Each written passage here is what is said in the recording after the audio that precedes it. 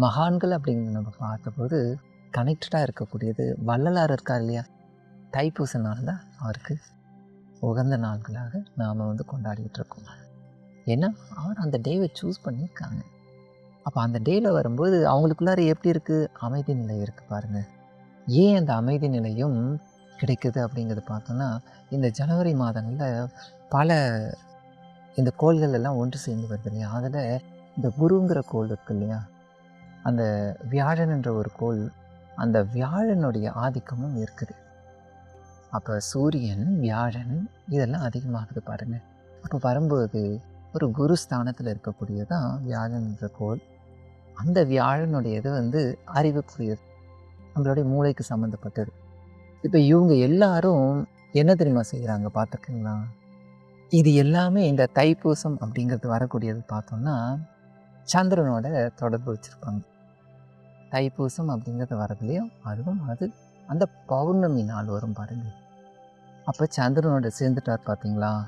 அங்கே இருக்கிறது அந்த மூணுடைய எஃபெக்டில் என்ன ஆகுதுன்னு சொன்னீங்கன்னா, அவர் தான் டிரான்ஸ்போர்ட் பண்ணுறாரு இந்த எனர்ஜியெல்லாம் சேர்த்து நமக்கு உடம்போட. ஏன் அது பண்ணுறாருன்னா, அதோடைய தன்மை நம்மளுடைய உடம்போட 3 எனர்ஜி அதிகமாக தொடர்பு வச்சுருக்கு.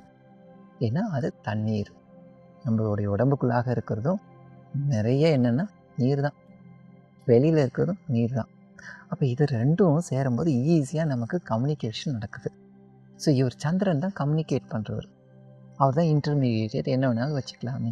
ஸோ என்ன ஆகுது? இந்த ஆற்றல்லாம் எடுத்து வரும்போது நமக்கு தைரியமும் கிடைச்சிது, அதே நேரத்தில் ஒரு வெற்றி அடையணுங்கிற ஒரு எண்ணத்தோடு அதுவும் கிடைக்குது, அமைதியும் அறிவும் கிடைக்குது.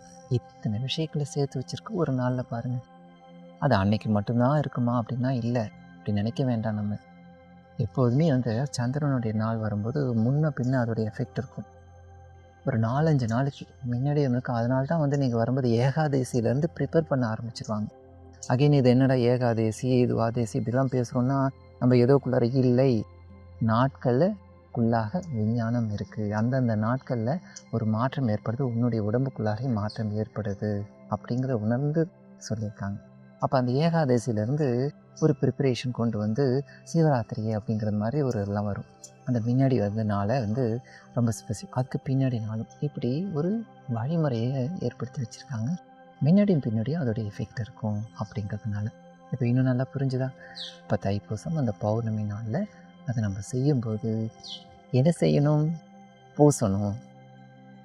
பார்த்தோம் இல்லையா? அது பேரே பாருங்கள், பூஷ்யா அப்படின்வாங்க. நார்த் இந்தியன் பூசம் அப்படிங்கிறது சொல்லக்கூடியது.